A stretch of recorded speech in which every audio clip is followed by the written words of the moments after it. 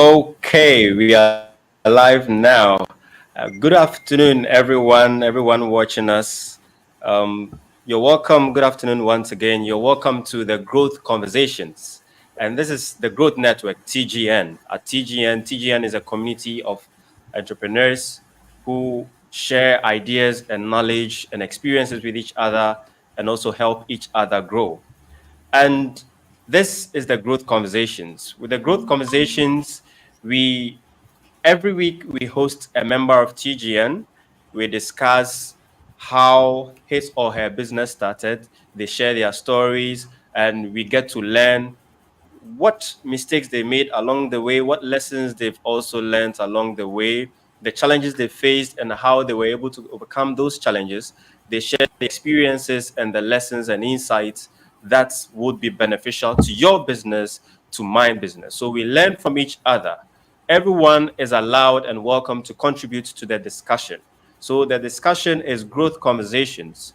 We are just trying to have a very fruitful conversations about how we are going to be able to grow our businesses and our careers.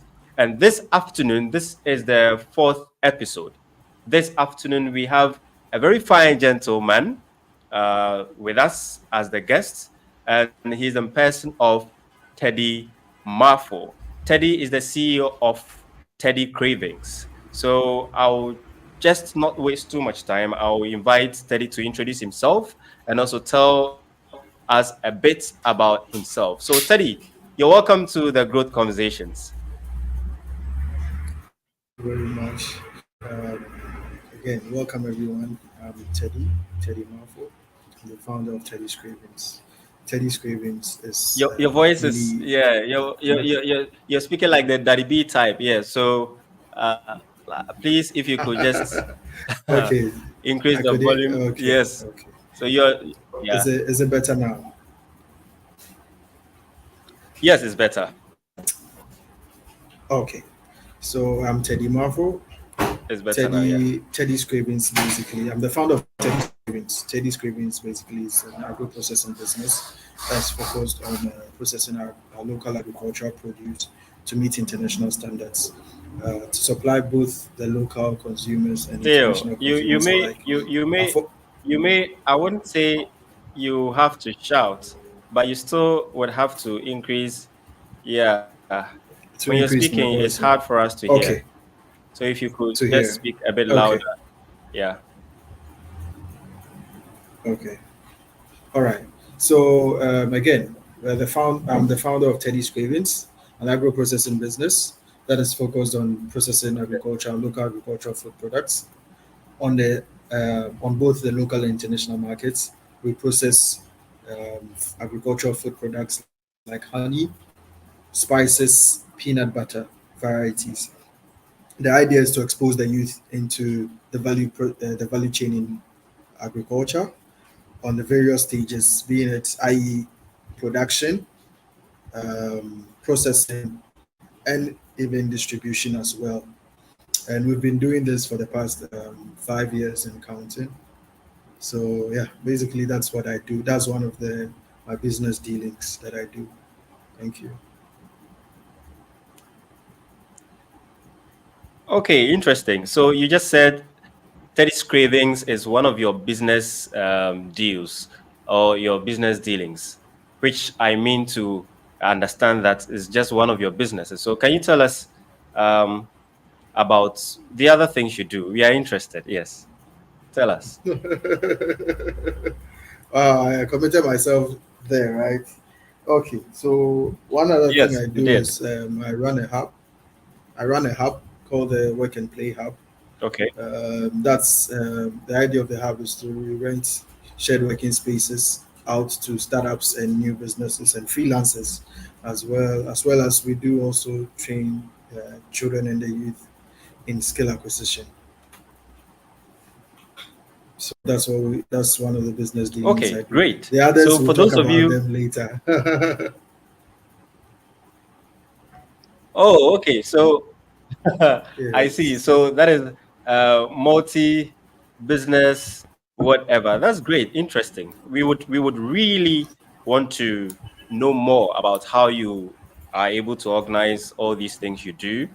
Yes, I believe you're a young gentleman, but you have these businesses that you're running. So, for those of you who didn't hear him very clearly, Teddy says that he runs a hub. Okay, someone has posted a comment. Let's see. Okay, yes, he says it's better now. He can hear the audio. Okay, all right. So, yes, Teddy runs a hub for freelancers. So more like a should I say a virtual office or something? I don't know, but a hub where people can come and host their meetings, or is it sort of the thing that you Yeah, wanted to? it's a physical space. Yeah, Am I it's a right? physical space. So yeah, it's a physical Physical space. space, So yes. So yeah, if you don't have an yes, office, yes, if you don't have an office. So for those of you who are running businesses that you can't afford to rent a huge office space, okay, yeah, Teddy runs right. a business that you can rent his space for a period. Let's say if it's a week or a month or 3 months, or I believe that he has very flexible terms, which will be very favorable to small businesses. Yes, Yeah, he's also into training, right?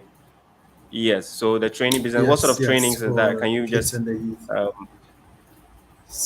So for kids for the and kids and the youth youth? What as sort of well, we training for do, kids and youth? yes, Hmm. wig making, makeup artistry, robotics and coding for Whoa. kids, Okay. and yes, Okay. more or less crocheting. Yeah. So these are the basic stuff that we do. Oh, okay. That's The idea that's is to that's also that's interesting. That's raise the next generation of entrepreneurs, because I realized that I mean, like yeah, our generation, most yeah. of us came off That's as very service interesting. oriented with very little skills. So we all get out and we want to find jobs, non-existent jobs. At the same time, there's also the conversation of entrepreneurship. But I mean, not everybody is cut out to start a business, but then everybody can own a business. Do you get it? And these are some of the things we want to train the youth and help them understand. You don't necessarily have to start a business, but you can be part of a business, or you can be a co-owner to a business. Because the whole idea of running a business in itself is not an easy task, and it's not everyone that is actually cut out to do that, and it's fine. That is very fine to know and to accept, you know, because I think we're people where we communicate one-sidedness. At one point, we'll go to school, get a better job, become this, blah blah blah. Then the next time, go and start a business. Everybody start a business. Everybody start a business. We are not talking partnerships. We are not talking, you know, we are not even exploring how can we have a more solid business, because everybody in Ghana is a CEO of nothing, you know. And meanwhile, if we could put ourselves together, we can have better and stronger businesses. You know, you get to see people doing stuff around the world, and you are, I mean, you're so excited, and you are surprised as to the magnitude of the things they are doing comparatively. I mean, back home where Yeah. we are all CEOs and making very little impact, you know. So for me, the idea is to have this. The idea of the hub and to train these kids is to form partnerships at a very early age. Part of their mates in the program, they are going to form connections with them and at least start something with them also, because one of our biggest issue to partnership is trust. We don't trust ourselves, because the next time you connect someone to your business, they are bringing it down, they are taking monies they are not supposed to take, or they have a different vision. But someone you grew up with, you know, at a very early age, where you are learning and doing stuff, you can pick them up at a very early age and know that, oh, this is a person I want to do something with. This is someone, you know, you are programmed together because you are in a similar class. You have a similar idea of things and how you Yeah. want things to come about, you know. So that's the idea of what we're doing here. So yeah. Yeah, that's very interesting. Very interesting. And I think you're really on a good course. Okay, on a good cause. Because, for instance, you get to Facebook and you read, for those of us who run Facebook ads and stuff, if you're not very careful and you target CEOs and stuff, you realize that you're going to target SS students and all that. And everybody's a CEO and self employed on Facebook. So you can imagine if you're taking a database of CEOs in Ghana, you say that you're going to use social media, or particularly Facebook, to gather that data, I think that you're really going to find yourself in deep trouble. So what you're saying is very Yes. true. It is great that you've picked people up from their early stages and you're trying to also build them up your own way. Yes, we don't always have to wait for the government or for an institution or to get bigger before we're able to make impact. So what you're doing is very, very great. Yeah, I must be frank. It's very, very great. So it's great. Yes. So I believe that you have quite a lot to share with us today. How did you start? Huh. Now that's an interesting story. Do you want the short version or the longer version? Ah, just flow for us. Just flow for us. There's a lot we can pick up. So yeah, we have 1.5 hours. So Ideally, those I of get you who have to return to work after lunch, yes, it will be recorded, so you can always catch a replay. So Teddy, please tell us, how did you start? Yeah. okay. So I'll try and summarize as much as I can. So the idea Okay. for me, I've always loved business development and human development. I studied a bit of social work in the university, and I mean, being exposed to the course, I realized that there were a lot of things that were overlooking as even as government agencies, as businesses, as NGOs. There are a lot of things that people were overlooking, that were into. For example, a clear example is um, during Christmas or maybe festive seasons, a company says, you know what, we are going to this children's A and B children's home, and we go there, go and dump, buy a number of products, go and dump it there, take pictures, and we are very excited that we have performed our corporate social responsibility. Meanwhile, we prior to this event, we didn't engage the people at the orphanage. We didn't get to understand their needs.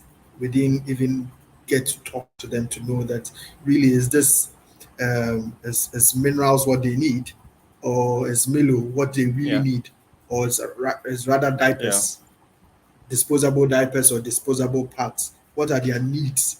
Before going to perform, going there to support.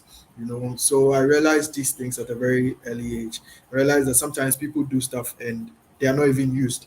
A classic case is where an international organization comes into one of the rural communities, goes and sets up a borehole, realizing the need for water in the community because they realize that the women go very long distances to go fetch water every day. So the idea for them was to set up a borehole in the middle of the community, and they did that beautifully. But upon their research, they realized that afterwards they realized that no one was really using after commissioning. No one was really using the Yeah. boreholes, and they were pretty surprised. Why have we made boreholes and no one is using these boreholes? So now they decided to do the research, and in doing the research, they realized that going to fetch water every morning to the women in that community was a way of escape from their husbands. That was the time they used to go and gossip. So if you are making that time Yeah. shorter for them, it's really not going to.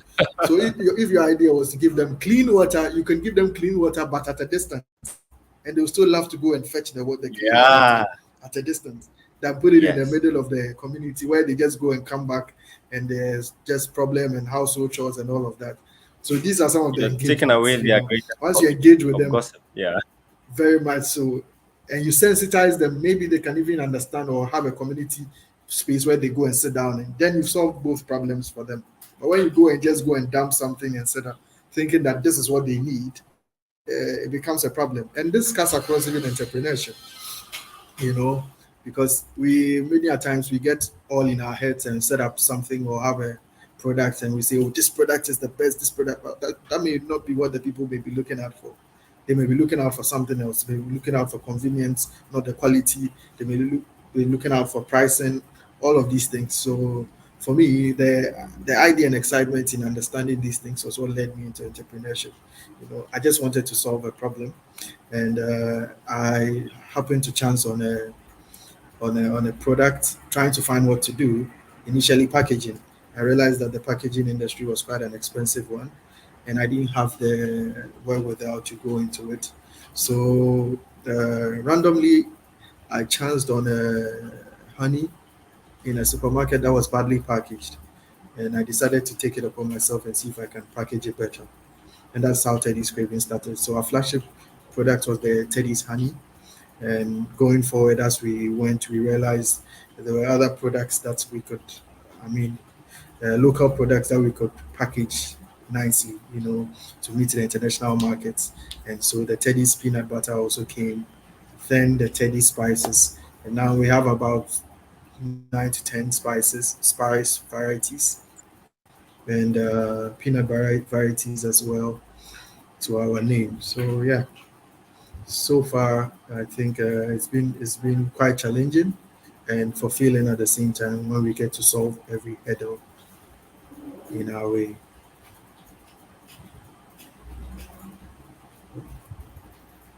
Oh, okay, great. Yeah, so I just want to share a piece or just something small about the website so that, yes, so this is your website, Teddy's Cravings. So what is this? This Yeah, is the or honey, dried honey or what? spices. You can see spelled nicely behind the Okay, carousel. So one is honey. Honey comes there. Yeah, yeah, yeah, okay. So we have this, then peanut butter. This is the peanut butter. Yes, so being mixed in there. So the yeah, products, Teddy's honey. This is Teddy's honey. All these are honey. Several. yeah, Okay, this is 160. So as low as 50 cities, you can get 300 ml. You can get honey. Okay, yeah. and 60 cities, even 25 cities.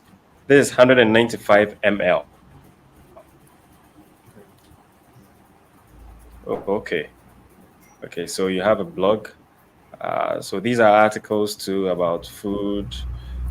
Okay, and yes, I don't know if we can try playing the video. Let's see if it will play for us. The temporary video we put on there It's too about slow, the then we one of the go. products. Yeah.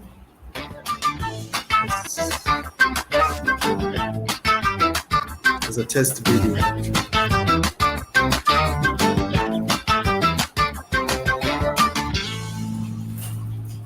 Okay, so order now. All right. So we've seen that. Okay. All right. So let's continue the discussion. Yes. So this is cravings, but we don't have, let's say, a website for the other businesses, for the hub and for the others, right? No, I'm not at the moment. We're still working, but we do have social media pages for them. Okay. Okay. You on social? Okay. Instagram All right. pages. Yes. So Yeah, that's yeah, great. I'm also- So you've basically told us how you got interested and motivated to begin Teddy's Cravings as a business. Now, what we would really, most people would really want to find out is what did it take for you to start? Okay, most people believe that without money you can't start a business. So, if is that true? Is it a myth that you can't start a business without money? If it is not a myth and you have to get money to start the business, how did you raise the money to start your business? Okay, so I mean, with this is it's quite a dicey and sensitive topic. When you talk about these things. Yeah. Oftentimes, we hear stories of people who started their businesses with two CDs and three CDs, and People are making a fits about it, and people get so sensitive about it that, hey, I mean, One who are they grain of trying to rice play here? to start a restaurant, a chain of restaurant. Yeah. As much Yeah. as some are exaggerated, some are also. I think some we should also look at them with open minds. I mean, if the person says two CDs in today's currency probably was 20,000 in old the old currency. It may not have been so much, but significantly, it could have done maybe something small than it will today in Okay. today's currency, putting inflation and all of that together. So sometimes we should be a bit receptive. I always say this: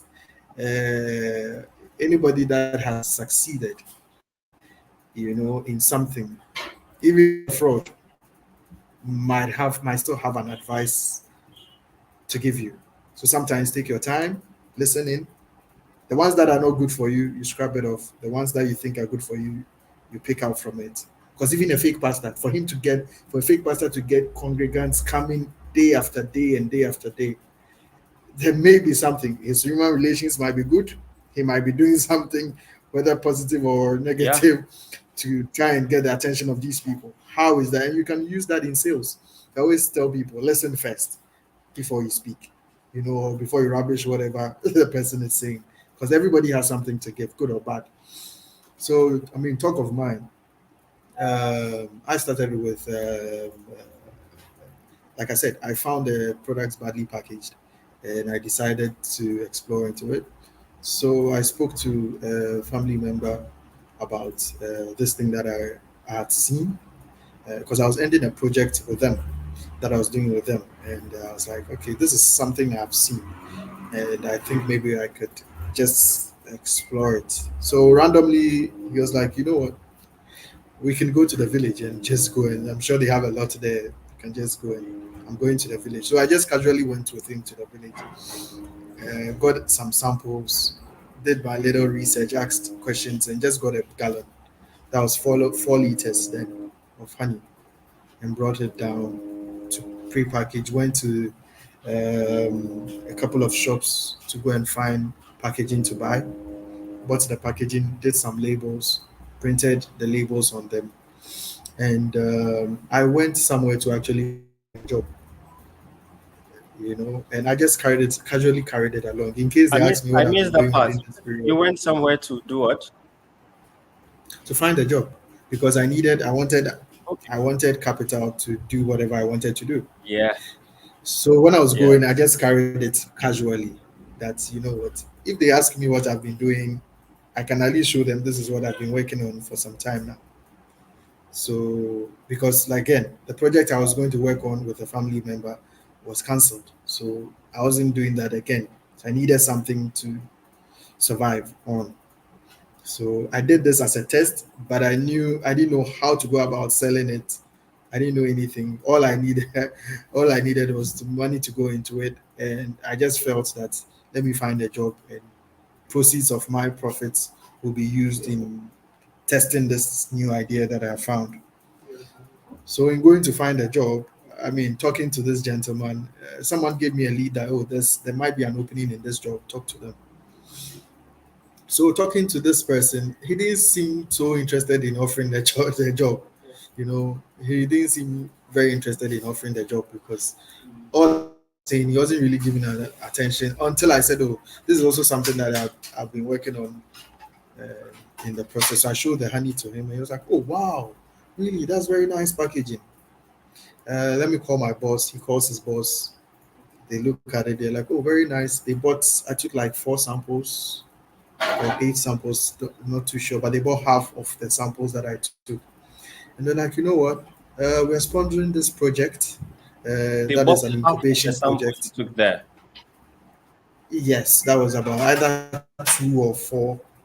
I'm not sure how many I took. Either I took 4 pieces or 8 pieces. Yeah, because I do remember our first samples were Okay. about between 1 and 10 pieces. So yes, so they bought half of the samples that I took, and they were fascinated. They're like, we are sponsoring this project. That's an incubation project. If you are interested, we could add you on, and you go through the business incubation. And I was like, yeah, sure, why not? I mean, it's better than nothing.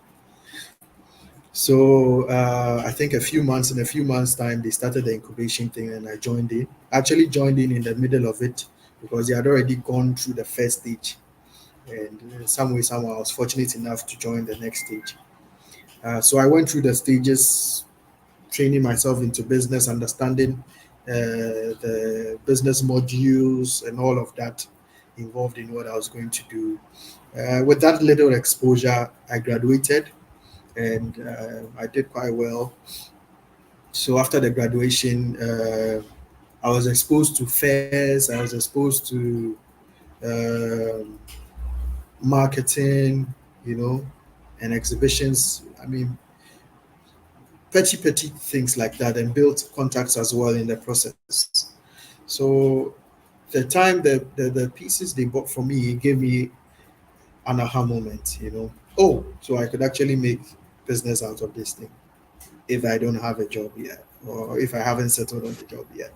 Because ideally, I've always loved the idea of entrepreneurship, like I mentioned to you, and business development. So I explored that went into it full time in middle of 2019. That was around June. That was when I said, you know what, I really have to. But I started my research way back in 2018.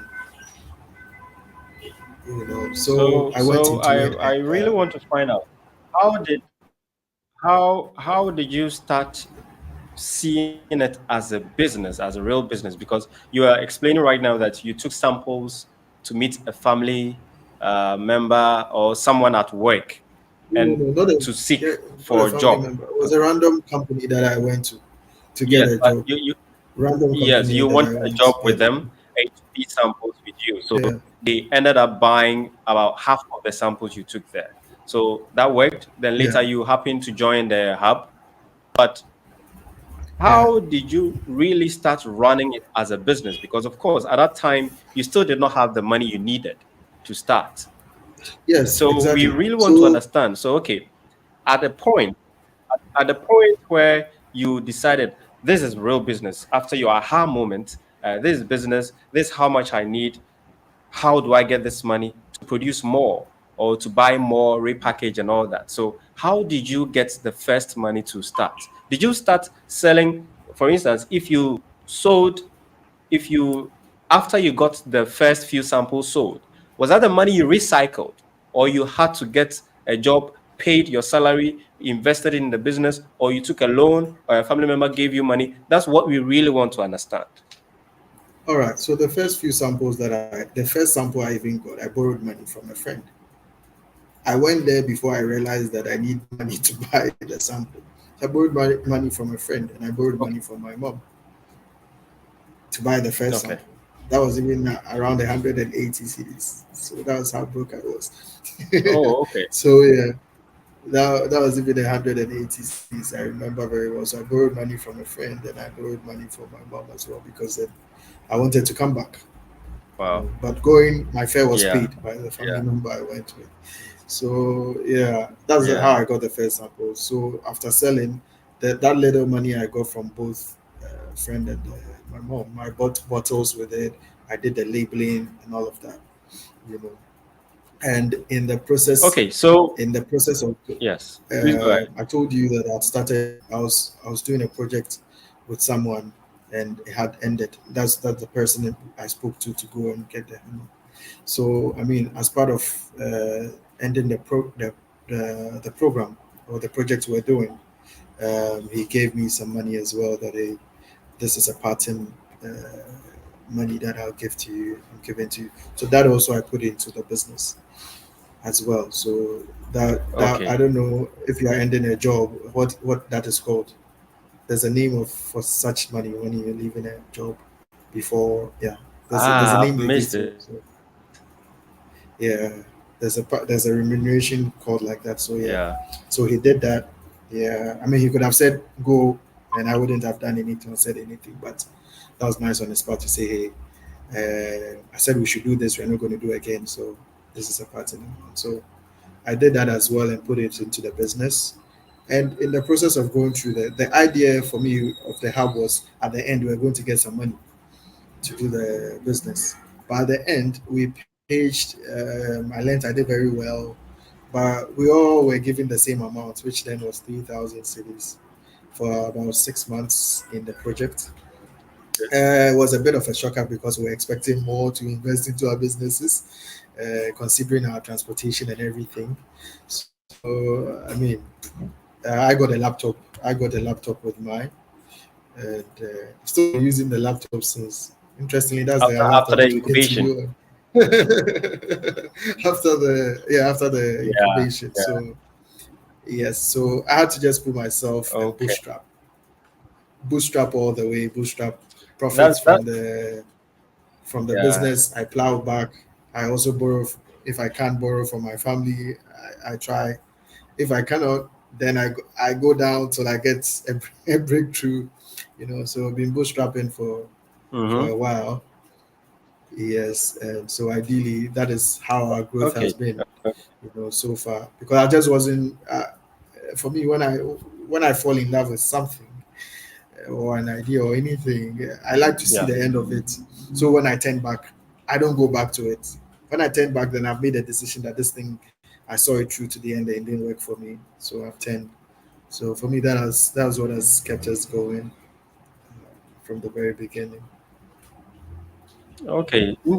Interesting. Interesting. So it means that, of course, once you really want to start a business or once you really want to get on with a business, you should always find whatever means possible for you to get away. And also, I have something that I believe in that I always tell people that you just have to decide.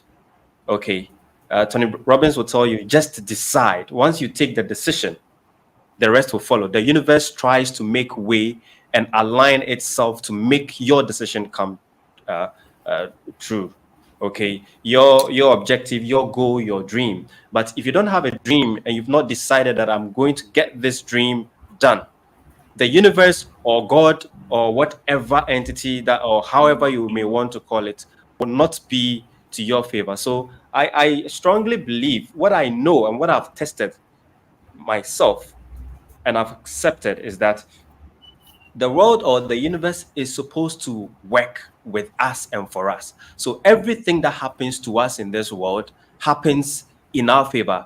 We may see it as something bad or we may see it as something good, but at the end, it is supposed to be to our benefit. So once you decide, you realize that things start happening. You start meeting people. If you don't show up, if you don't go out there to get your dream achieved, nothing will happen for you. So I believe that's what you just did. You went ahead, tried to get a job, and something happened. You ended up being a part of an incubation program. Then at the end of the day, you ended up having some amount of money and also a laptop, as you said, to start somewhere. You were just trying everything possible to make it work. So that's great. Now we would also want to understand So, um, what are some of the challenges that you faced so far from the beginning of your business up to the point that you are? Can you share some challenges? Which of them were quite deadly, almost killed your business? And how did you overcome these challenges? Can you please share it with us? okay, so I mean, before just to say a little about what you just said, then I go to. I mean, you did mention about the persistence and how the universe and if you believe in God, but for me, I must state that my business dealings and whoever I am is rooted in my belief in God. So that was part of what kept driving me. You know, that was part of what kept driving me from the very beginning because I had to seek. I'm a bit of a stubborn guy. Prior to that, I was asked to go to school, continue my masters and Yeah. stuff, and that was what I wanted to actually do because I always wanted to reduce the amount of mistakes, the number of mistakes I wanted to make. So I was to go and study entrepreneurship and consultancy practice, in the UK. And Okay. I did application. I mean, the offer was made. Whoever made the first offer that, hey, they said you should go to school. I was like, have you checked the fees? They're like, yes, we have, and everybody wants to contribute. Just so I did my interview. Directors of KPMG and the school board did an interview. 30 minutes in, I got a call after my interview that I've been accepted. Then I started here. Okay. Hey, I'm not. We are not really ready for this amount and blah, blah. And I was like, you know what? I don't want to put this kind of pressure on anybody, So my little prayer. This was my little prayer. Make me a viable seed, God, that wherever I'm planted, even if this is a desert, that I'll flourish, and that will show me that you are God. Please repeat. Start the prayer again. Start the prayer again. Make me a Mhm. We, viable we, we seed, can we can viable seed that even make if me I'm a planted in viable the seed. desert, yes, that even if I'm planted in the desert, and desert being at that moment where I was, that I will still flourish, because I didn't honestly, much as yes, I was fascinated about packaging and all of this, I didn't have the knowledge, I didn't have the resources to go into starting a business. I didn't have it. I just started. So I just called my people and said, hey, you know what? This school thing is fine. I really want to put that amount of pressure on anybody because already there's you don't have enough to do at that moment. I don't want anyone to stretch themselves thin because I began to feel bad, you know, especially when I'd asked that, are you sure we should go ahead with this thing and apply for the school and all of that. So it was a painful thing for me, but at the same time, it was for me to test God for myself that, hey, indeed, if you help you, will help you. So, because I didn't have any hope. And for me, that has been the root of my business. I got some confirmations, prayed about it, got some confirmations, and started it. So you can do it that way if you want. Pray about it, have the confirmation. But I always say that start anyways, because I believe God is caring enough to direct your steps, even if you're going the wrong way, rather than just folding your arms and waiting. It's very beautiful to wait on God, but even in waiting on God, you have to be praying and be working at this, working on something. You don't just fold your arms and just sit there and say, "Oh, you're just waiting for God to," And that is how I have found my path. And going back on the challenge, one of the major challenges I remember when we started, I was still in the hub where when we're giving tasks that we should try and find some shops to stock our products and all of that. And for me, I just had my samples, so I didn't have enough money, but the task I had to perform my task more or less.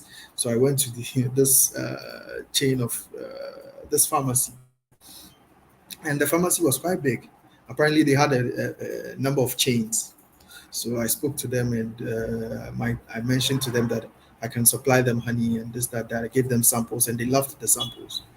So this company asked that I bring some boxes of honey to them. And their terms, they already informed me, I mean, pre-informed me that their terms was 60 days before they make payment. It was 90, 60 I think. days. It was 90. Yeah, I think 60 or 90 days. Yeah. And I was Oh, like, okay. no, that's quite for a small business. How can I give products? Because first I have to find the money to even do the batch you are ordering. I don't have it. So I tried negotiating with them, but they told me, you know what, this is what we can do. So I was like, okay. So I went to do the batch and brought it to them. And after the first month, they called me again that it was finished. I was like, oh, that's good. They need another batch. And I said, okay, but how about my payment for the first one? You have to borrow money to do the batch for you. And they were like, oh, bring it. When you bring it, we'll pay you for because you have sold it. The idea was for the 90 or 60 days was that it's a new product. It may take time to sell and you don't want to take any risk. You sell it, and after the Yeah. 60, that's when you pay me. So if you sold it before that time, then give me the money to make the next batch for you. They're like, you come. When you bring the next batch, we'll pay you. I went there, they were like, oh, this is only the collection point. Go to the head office. That's where they'll pay you. So I was like, okay. So I left the products there because I'd already gone all the way to Tema. I just couldn't with an Uber. I just couldn't, you know. And naive me, I was like, okay, sure, why not? I got the receipt and I went to the head office. Oh, they said, oh, we'll pay you. Don't worry. Blah blah blah blah blah blah blah blah. Blah. It kept going on, and finally, I went there for the check, and it was a post-dated check. So it took about more than 180 days or 120 or Whoa. 50 days before I got the check. Yeah, yeah. And even the check was a post-dated check. So yeah, that nearly sank me because imagining going to borrow money from people, second batch, first batch you have not paid for, go to second batch, and your money is locked up with one company, you know, and you don't know what to do. The business cannot go on. So Yeah. that for me was a very big blow. Then COVID happened, you know. So yeah, like I'm saying, if you really want to get something done, you'd find a way. You'd find a So way. all this was So I before think COVID.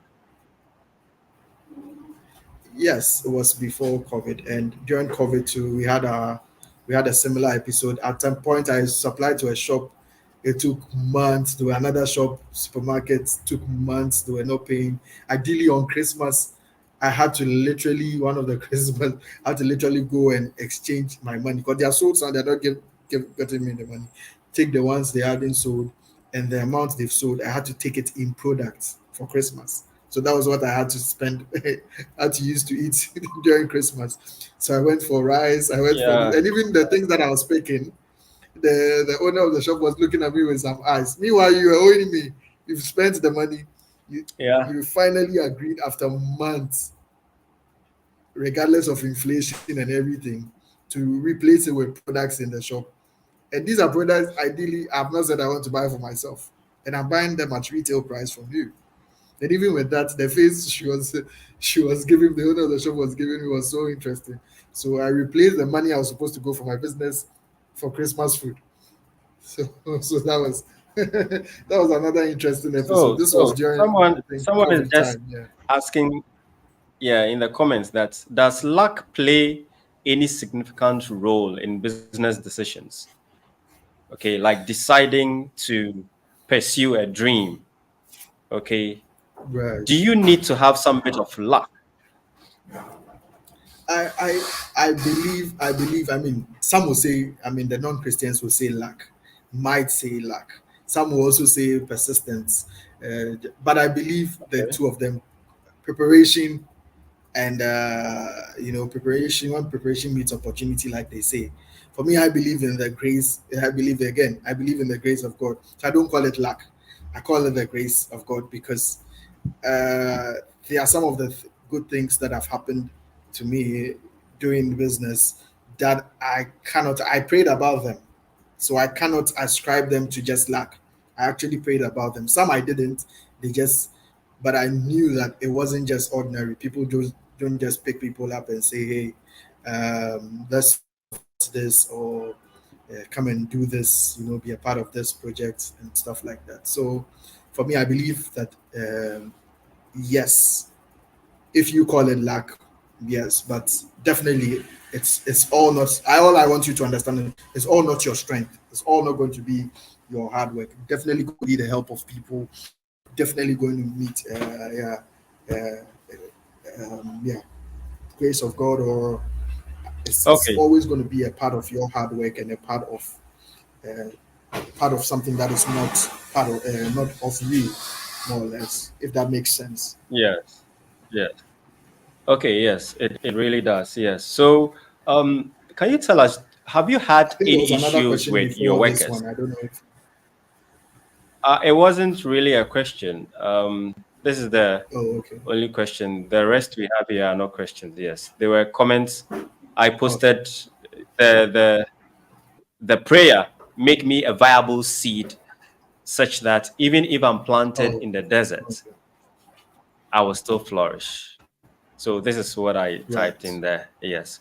So yeah. So Okay. let's find out.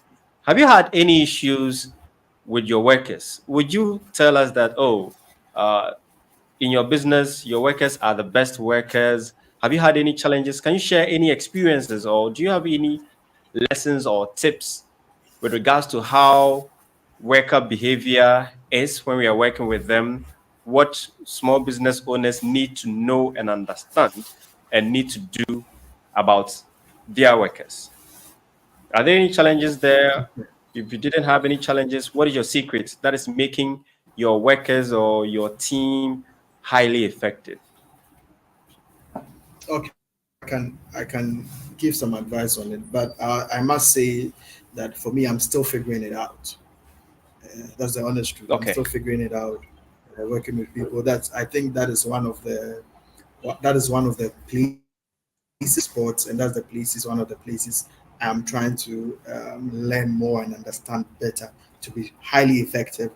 But even with my experience, what I've also realized is that um, I've had some amazing people, and I've also had some people that have come and gone. But ideally, what I would say is that one, you'd have to treat your workers with the utmost respect that you can. You have to see them as humans first. You have to have a you have to have some level of relationship with them, and be a little Yeah. concerned about their well-being. That is one aspect I would say. The next thing I would also say is there's a lot of high turnover in our companies. Yeah. Better opportunity, more or less, and you cannot hold it against anybody for wanting a better opportunity for themselves. Yeah. You'll be very fortunate if you have somebody who says, I believe in your dream and I want to stick with you true and true." But I also always say this: some people, many of us, do not have that sense of staying the long course. One, because of fear of failure, because Yeah. whatever you're doing, what's the guarantee you get it? Because of fear, they are looking for something more stable. They're also looking for maybe something more at a governmental level where they feel, you know, and people are risk averse. They are not, you know, they're not prone to taking risks. You saw your vision, or you decided to do this. Not everybody is going to see that vision also Yeah. the same way until Yeah. you keep winning. That is when people start, connecting and coming close to you. And the other thing, it's escaped it's escaped, but I think another thing aside the turnover is that entrepreneurs also sometimes we get we don't have the capacity. We don't have the capacity as SMEs to maybe remunerate people as would love to at the beginning, you know, and Mm-hmm. that can also become a challenge to your business as well, because everybody is looking out for something that is going to work for them. At the So meantime, they also have I family want to that they get that want them part to clear. Yes. say again. So if you say that entrepreneurs mostly don't have the capacity to remunerate workers at the beginning, do you mean to say that when you're starting a business, Remunerate because you are just starting, you don't as have much as enough they would want to. resources? Yes. Yes. So is it because you are starting, you don't have enough resources to be able to pay people that you really need to get the business started? Is it what you're trying to say? I mean, most of the times that's the case with small businesses. Most of the times, for me like this, I bootstrapped for by myself for a long time. I bootstrapped by myself for a long time because one, it's one thing to say that I want to pay someone. There's another thing for the person to bring me results. I remember a classic example where I had Mm-hmm. somebody come in to my place that they wanted to work with us. I was very open with them, and immediately he came. He was like, "Oh, I love your office. Your office is beautiful." Blah blah blah. I was like, "That's a place I see myself working in." Blah blah blah. I was like, "Okay, that's fine." But we just opened this office. We don't have as much cash as you might be thinking.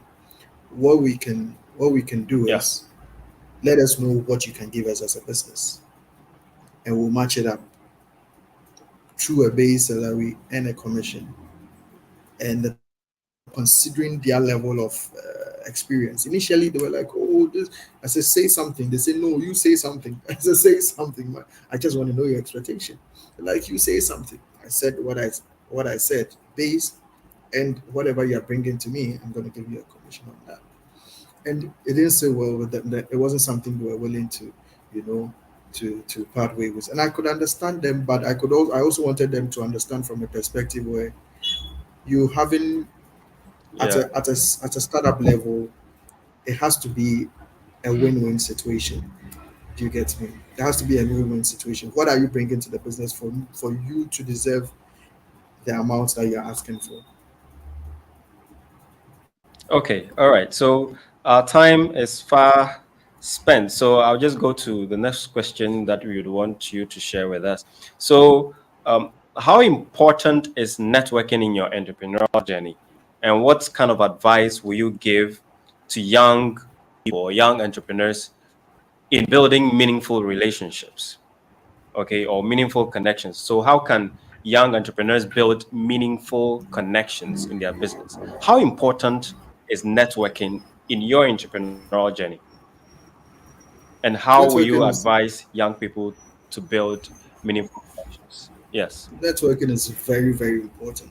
Very, very important. I wish I'd known this, taking it seriously, even if I knew, taking it seriously at a very early age when I started the business. Networking is very, very, very important, very key into the development of your business. There's an opportunity somewhere that is on someone's lap, it's on someone's email. If you don't have network, you have no idea about it. You have no idea about it. So Yeah. I believe people should form very good relationships in both the entrepreneurial space or the space they find themselves. Find groups to join. Find even we being here is out of networking. You know, so we should Yeah. and young people should take networking very, very. I've come across people with a school of thought that says, you know what, I can do all things by myself, and God is yes, but God uses people as well. There are people who try as Yeah. much as possible to make things one-sided. I've always said this: if God is even going to bless, He's going to bless you through men. To you. Yeah. So be Yeah. as much connected as you can be, but also it's not all connections that are beneficial. So be very, very assertive and discerning what kind of groups that will benefit you. Yeah. Okay. So, what are some of the mistakes you've made in your entrepreneurial journey in running your business or your businesses? What are some? Can you share with us some mistakes you've made, and how did it impact your business, your journey? Okay, so I still do it sometimes. Almost trying to do everything. It's one of the mistakes that I made. Trying to do everything by Uh, yourself. You mean? yes, trying to do everything by yourself. They say when you go alone, you go Okay. fast, but when you go together, you go far. There are a lot of things that I have to multitask, do this, do that, do that, do that. It takes a lot of my attention. It makes my attention scattered, so it limits the progress and the amount of work that I can do as a human being. We have limitations, and it's okay to accept that you have limitations. And that's why I want to preach partnerships to the children at a very young stage. If you can have very significant partnership, they take some of the workload off your back. It takes some of the workload off your back, and that Yeah. is very, very. You call. I think when we had the call, I was like, "Wow, you caught me at work," because I just traveled in, down, and I had to do some things, a lot of things. Multitasking. But if you have people taking care of this person is doing that. This is the head of that. This is that. You know, and even a group of 4 or 5 people, and that's how we have the conglomerates all over the world. You know, they came together to do something, and I keep saying you can't do it all by yourself. So this is one of the mistakes that I made. I'm not saying that if Yeah. you have an Yeah. idea, you shouldn't go and do it alone. But if you can get people that genuinely care about you. And I do have people who have also supported me along the way. I must say that. And I'm very grateful and still support me along the way. But I'm talking on a managerial level, that if you have a number of managerial people on that level supporting you, it makes your work fairly easier. It makes you focus on your strengths. And the more you put energy in your strengths, and the more they also put energy in their strengths, everything goes on well. So that's one advice I'd give to people: to take very good attention, pay very Yes. good I attention would to. like to add, yeah, something small to what you just said with you can't do everything by yourself alone. Okay, it's really a big mistake most of us do. For me, I've been making this mistake over and over again, especially those early days when I was starting. I'm someone I'm quite I want things to be done the way they really should be done. So when you're such a Mm-hmm. person, it's difficult trusting people with a responsibility to do the job for you.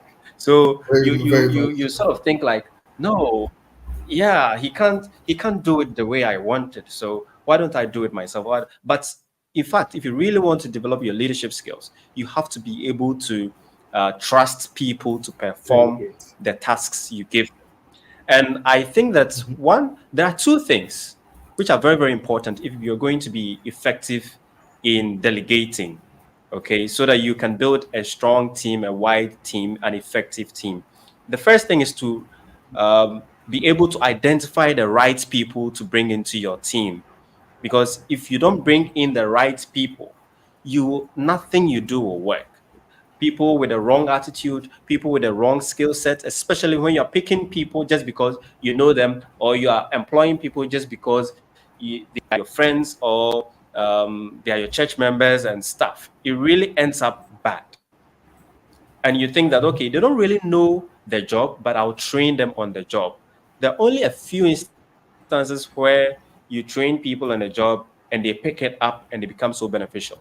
At times, you train them and Mm-hmm. train them, and even if you're not lucky, they'll just leave the job. So you always have to be retraining people.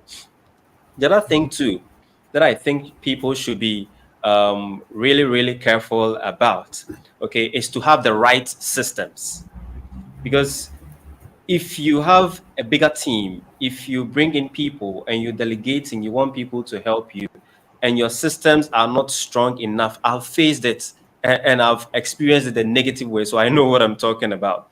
So Mm-hmm. building a team and to be able to trust people to help you build the dream, you should have your systems in place where you can check, monitor, supervise, and communicate, direct, like all those things put in place. So, yes, what you're saying is true. It is a very, very big problem that a lot of entrepreneurs are making. They think they have to do it alone. No one can help them. So it is a great lesson that you've shared there with us. Now, can you tell us about, you see, what has been your strengths as a business person?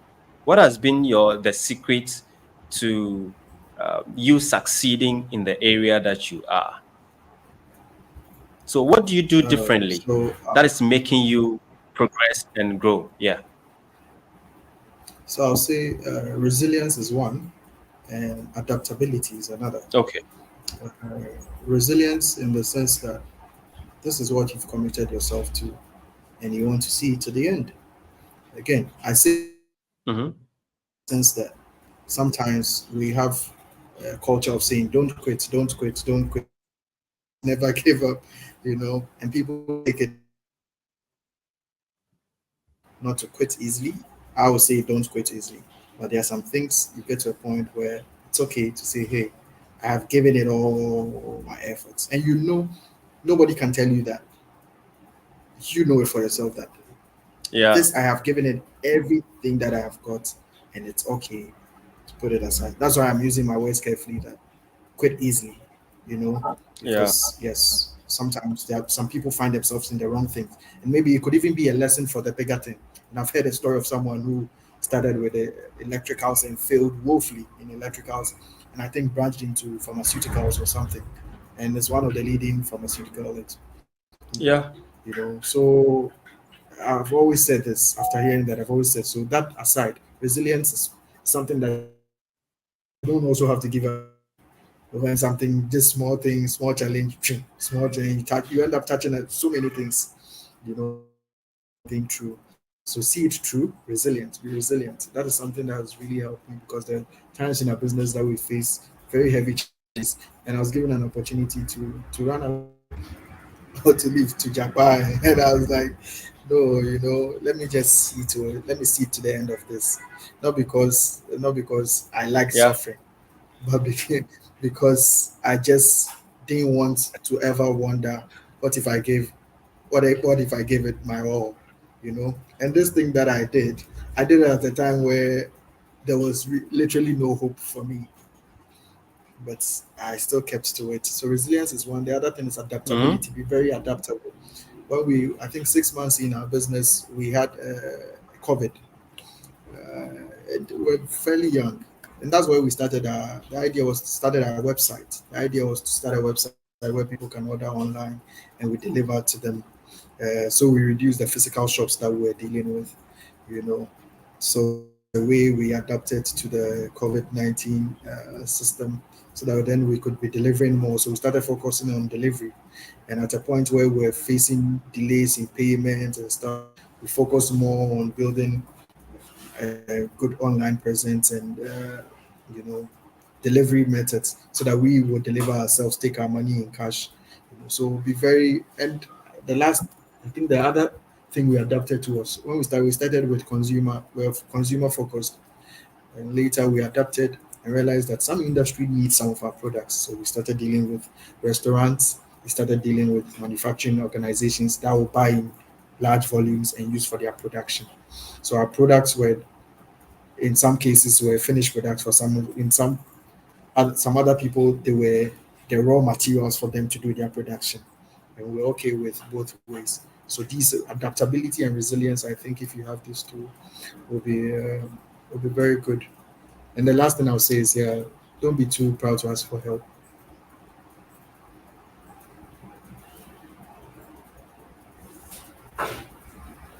Oh, okay. Yes. So, with someone is asking, what do you mean by a system?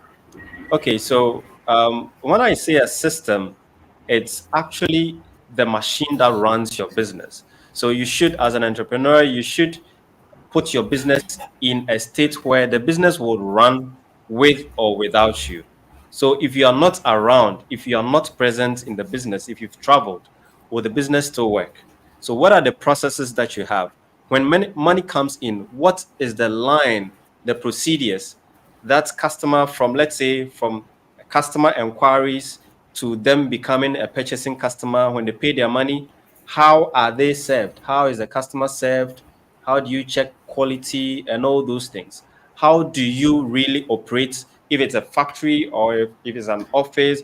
Like, and your system could be softwares that you have to help you manage people, processes, financially, operation wise. So it is how you've really built what happens when, where, and how. That is what I can basically say about a system. I don't know, Teddy, if you can say something about system, because Yeah, I someone mean, is asking, Nana Kojo is asking, what do you mean by a system?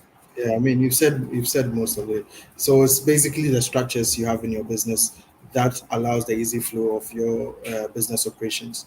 So once you have structures, it allows, some call it standard of operations, for business operations. You have a standard there. If Yeah, maybe the factory has to be cleaned at 7 a.m. every morning, once the person comes there and has the handbook, he knows that every 7 a.m. the factory is supposed to be cleaned. If there's an yeah, issue with this, so even in websites, people call it frequently asked questions. So they prepare these questions anticipating that, okay, when this happens, this is how we respond to this. When this happens, so once you have that structure, it makes workflow easy. yeah, People do not necessarily have to come to you all the time. Boss, what do I have to do? You don't have to micromanage all the time. They understand that at this time, this is what I have to do, and that is what I have to do. If there's an order, maybe it first has to go through um, the sales team. Then from the sales team, it has to be recorded here. Then the team responds to the factory. The factory also brings it back to the distribution center, and it goes. Once you have those structures, people know how to follow, the routines. Ideally, it makes workflow easier than always having to do things on ad yeah, hoc. So these are some of the structures that you have to put in place. Have a team dedicated to different things, and they all can respond to someone. And depending on how large your company is, they can all respond to you, or depending on a bigger company, they respond to someone who responds to you.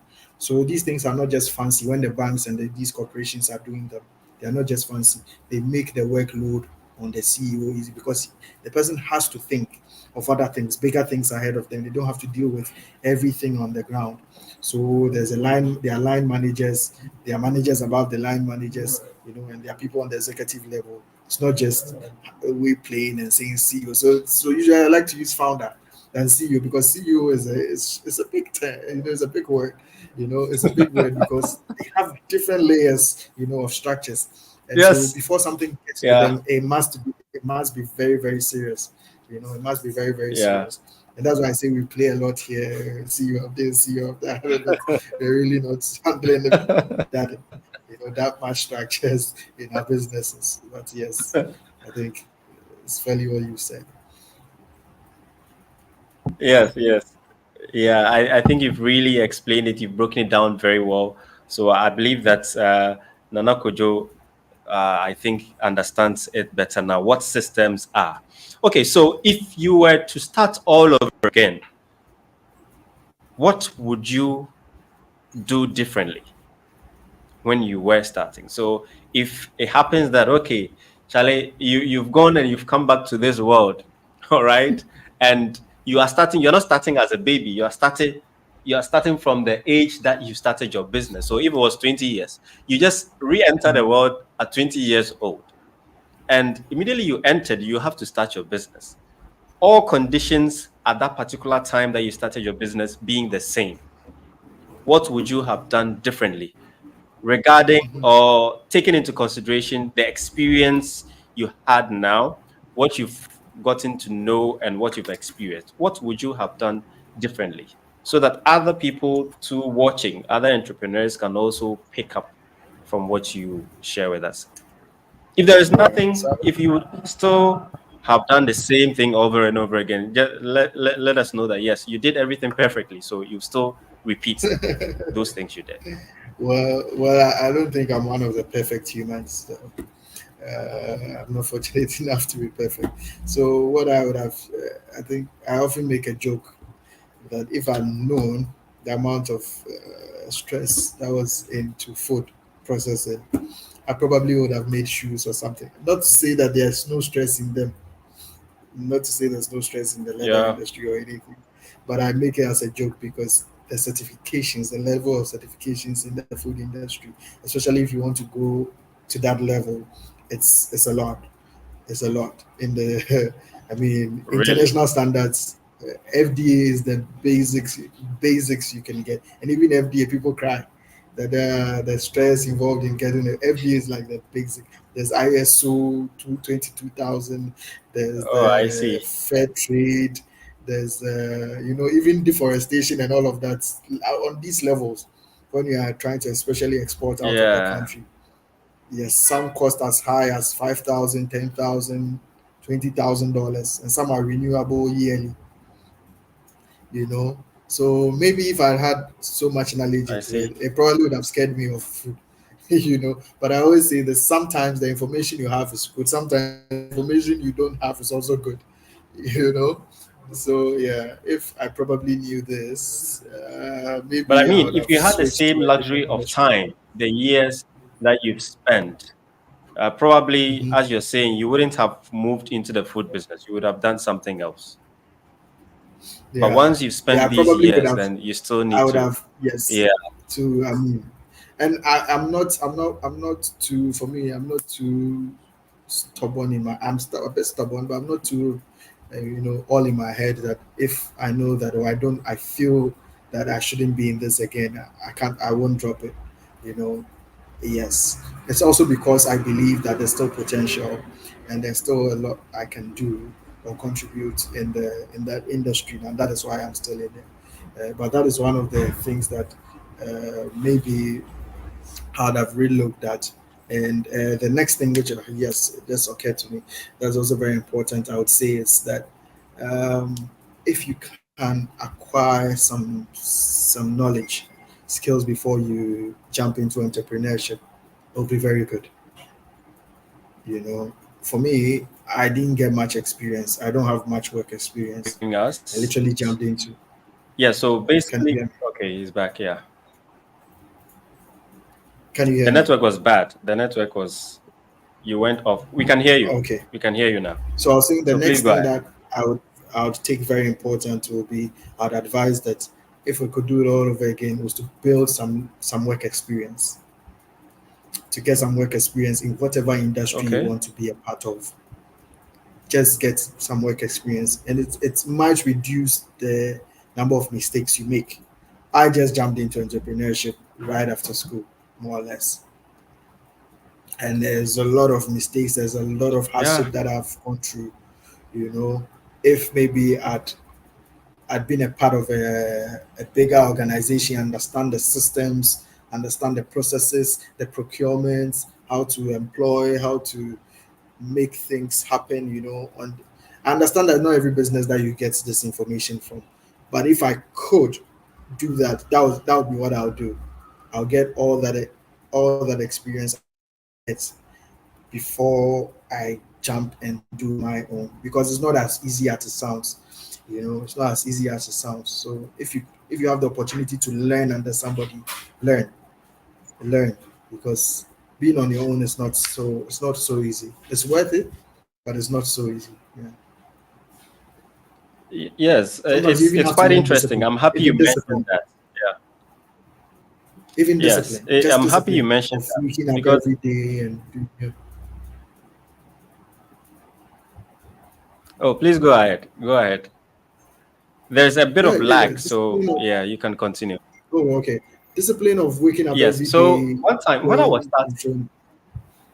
yeah, when I Sorry, was so I'm starting also not my getting you when you. business, yeah, yeah. So when I was starting my business, the brick business and the construction business. I started it right after school. Of course, I worked with my dad for some time. So I basically know the ins and outs of, I also do a couple of things, but the main, what I started with is the construction and also the bench brick business. Now, a friend of mine told me, a family friend actually, told me that Kwame, okay, you are an entrepreneurial guy, you want to start your own business and all that, make money, you don't want to be paid. So if, for instance, you see, there's this interesting notion we had when we were starting that, okay, if I'm employed in a company and I am being paid 1,000 cities a month, then it means that the CEO or the owner of the business is earning more than 1,000. So I don't want a thousand. I want to earn what the CEO is earning. That's why I want to really start my business. Yeah. So that I'll rather pay 1,000 to people and I'll be earning the 100,000s. But we forget that it is not a joke. It's not an easy thing. So he told me that Mhm. he would have advised that I seek employment with an organization, build the work experience, learn from their structures, the operations, and everything. So that after some time, if I want to move into my own thing, because in this part of our world, we are not taught so many life skills at school. So many. Mhm. You are taught to memorize the grasshoppers, the equations, the scientific equations, and all that. But probably some parts of the world, you are equipped earlier. So when you get out and say that you are starting a business, is better. You are also able to easily network with other people. That's why we have a lot of people, co-founders, because they are able to really, they understand the meaning of uniting to achieve something. In this part of our world, we really do not see it that way. You unite with someone, and by the time you realize he starts off his own thing with your ideas and your trade secrets and everything. So I think it's very good. It would be great if people build experience in whichever industries they find themselves. It will really, I would have wished I had started that way. But I mean, all those years have gone and I've learned it the hard way and I've lost quite a lot because of this simple mistake that I did. So what you're saying is very, very true. In fact, everything you're sharing with us is very, very true. That people, I believe that everyone watching, if we take very particular note of it, would really, really benefit us. Okay, so as we round up, the last question I want to ask is, how do you deal or balance life with work, your work life balance? Because it's Kobe Bryant once in an interview was saying that he there's always a sacrifice. So he choosing to perform and train and become one of the greatest in the NBA basketball was costing him time with his family. So the wife and himself had to come to an agreement that, okay, if the wife is going to permit him to spend so much time training, then Kobe Bryant will have to promise the wife that he would spend those times very well and become the best at what he's doing. If he is able to promise and deliver to be the best at basketball, then she, the wife, would also promise to take care of the home in Kobe's absence and make up for each other so that they can all work together and move ahead. Unfortunately, some of us or some people don't have that kind of understanding in their private lives and in their family lives. So you realize that entrepreneurs are very successful in their businesses, but at the home, there's a lot that is not going on well. So, how do you balance work and life? Okay. This is quite an interesting question. Uh, I always say this. Sometimes something has to give, you know, and this is one of the things that I'm struggling with balancing, and I'm being a bit more intentional about it now that I'm growing. Yeah. Before, I mean, I didn't care much about it, and currently I do not have wife and kids, so it's still a bit. But even with that, it's not as flexible because I've realized that I have to make time to do things. I have to make time to exercise. I have to make time. But So I now mean, it's recently, not I only just about wife and kids, it's also about your private life as a person, okay? yeah, Yes, your exactly. family, your friends, church, other things that you. So, how do you balance them? Yeah. Yeah. Yeah, that's what I'm saying. Now I have to make time for exercise. I have to force myself to try and make time to exercise, which I don't even get to do much. Yeah. Recently, I engaged some friends if I can join their football team and maybe play once a while. Oh, And I've okay. never succeeded. I did this inquiry like 3 months ago or 4 months ago. Every time, every week, there's something comes up. So now Yeah. I've decided that upon my return, I'm going to put my boots and stuff in my car, and wherever I find myself to play football, I'll just do it. And yes, Yeah. so with all of that, we have to be intentional. So recently, I decided to also join.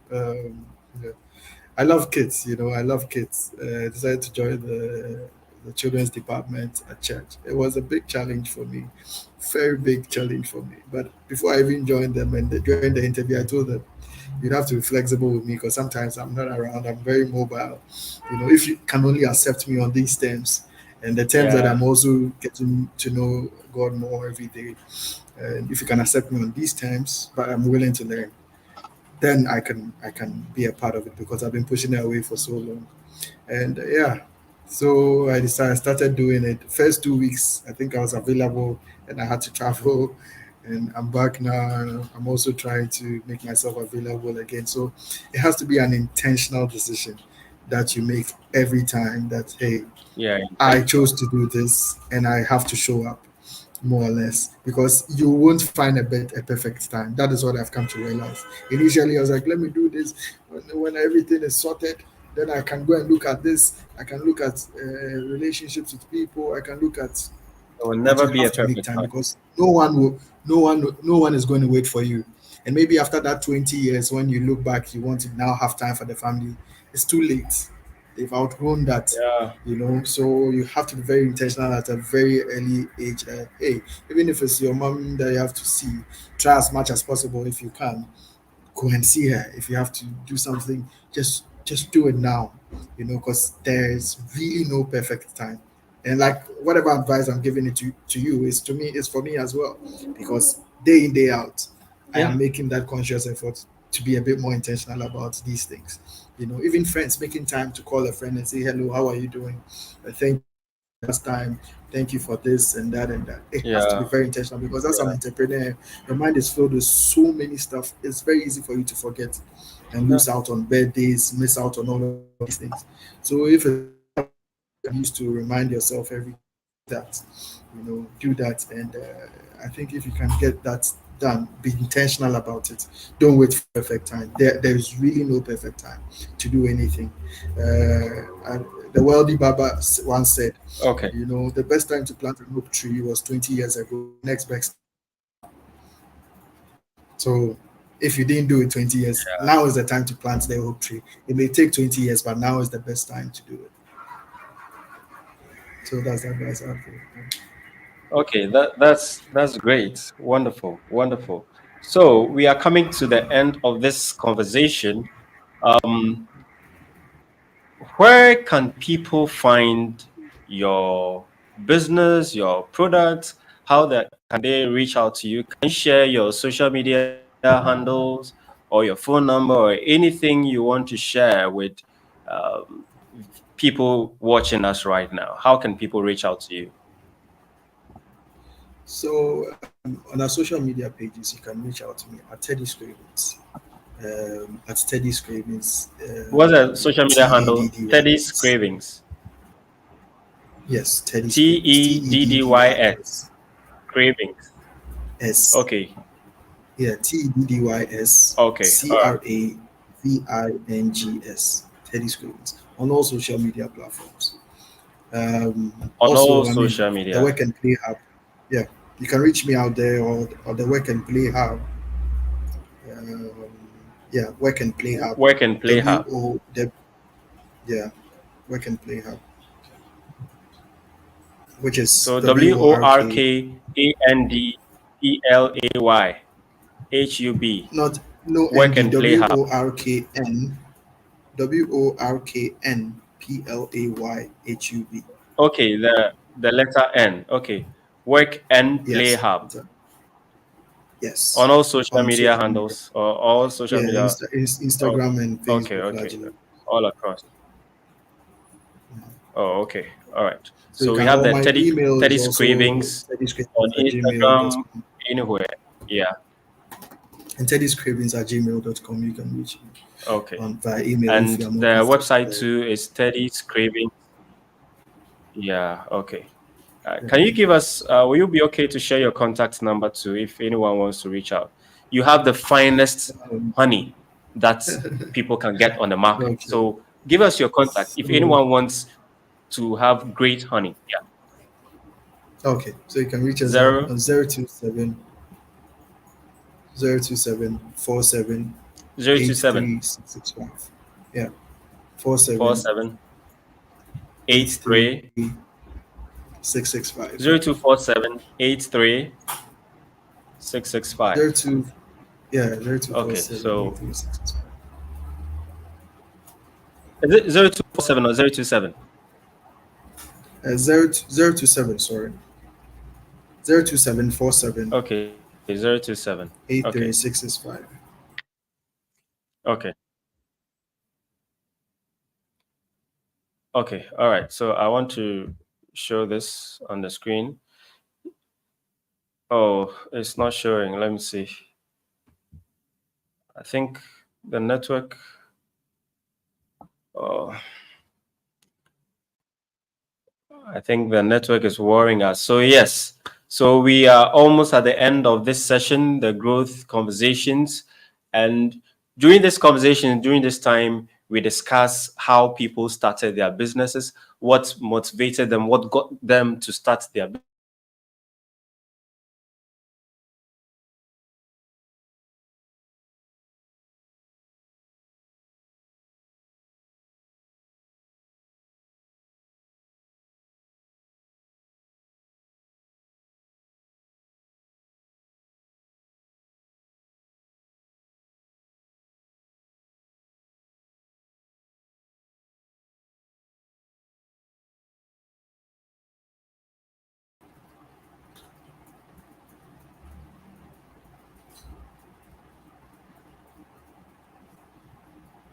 Yes, sorry. I think the network it's better now. So this is the Yeah, number 02747836665. So yes. Eddie, uh, what final advice will you give to young entrepreneurs who are thinking of starting, but they have doubts? Okay, they have some fears and doubts into getting to start their own businesses. What simple advice can you give to people like that? Anyone who wants to start their business, young people who want to start their business, what advice do you have for them? Okay, so I would say this. I would say that first of all, read as much as you can on whatever you want to start. Be well informed about it, um, as much as you can. The next thing I would also say is that um, you won't get everything that you need to start. You'd have to start from somewhere. You won't get everything that you need to start. You'd have to start from somewhere. So information is very important. Information makes all the difference. Information about where to do business, what to do, how to. So like I advise, if you can, and you are very young, maybe 19, 20, 21, 22. I don't want to put a cap to it, but you're very young and you can be a part in a in part of a company or an organization. You feel that this is where you have an interest in. Be very intentional about it and find a business that you have interest in and learn under them. If you can learn under them, just understand the basics of that. After you do that, build yourself up or put things together to start. Again, you don't have to have everything to start. Once you have that information and the knowledge, some knowledge about what you want to do, then you can also, I think you can now take a leap of faith and start with what you have. You know, this goes to say that don't just rush. You know, sometimes you find people in businesses, they join a business, they think they just learn what 1 month, 2 months, they think they've learned everything from the owners, and they just go in and find themselves wanting. Be genuine about it. You know, be genuine about it. Don't be sneaky about it. If you want to learn under somebody, ask. I have done that before. There are times you get turned down. There are times you, but have that genuine heart to learn. And once you learn, take the leap of faith. And I think the last thing I'll say is don't be too proud. Again, as I think I mentioned earlier, don't be too proud to ask for help. You know, if you need help with something, just ask. You know, there's a friend recently I got by. I'm like, hey, can you help me with this? I need your help. Let me know what time you are free, so that I can ask for help, so that you help me in this area. It is okay not to know it or have all the answers to everything. You know, if you want to make a difference, you definitely have to get the help of others. I always say no man is an island. Everyone was given a break or helped at some Okay. point.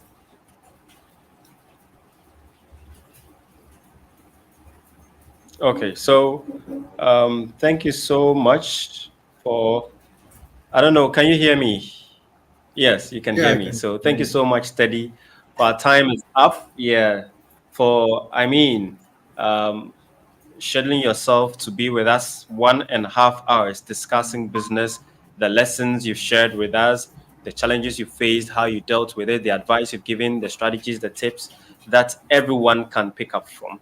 Yeah, it's been great having you, and we hope that your business keeps growing and everyone watching you too has picked value from this session. So, once again, we appreciate everyone who joined us in this discussion. You can visit our website, tgn.africa, and read more about TGN, the Growth Network. You can also join our community by going to the website, tgn.africa /membership. So thank you so much. All that we really care about is to help each other grow. We are all learning. We are all learning to grow. So we learn from each other, we pick from each other, so that tomorrow we are all going to benefit from whatever activity that we are involved in. So thank you so much. This is where we bring the whole discussion to a close. If you didn't catch the full discussion, you always get a replay here on all the social media platforms: Facebook, LinkedIn, um, YouTube, Instagram. You can have it there, and also you can have it in the communities. So thank you so much and enjoy the rest of your day. Teddy, thank you. So this is where we sign up Thank you on for a having me, discussion. Kwame. We'll talk later. So see you guys same time next week. All right. Bye.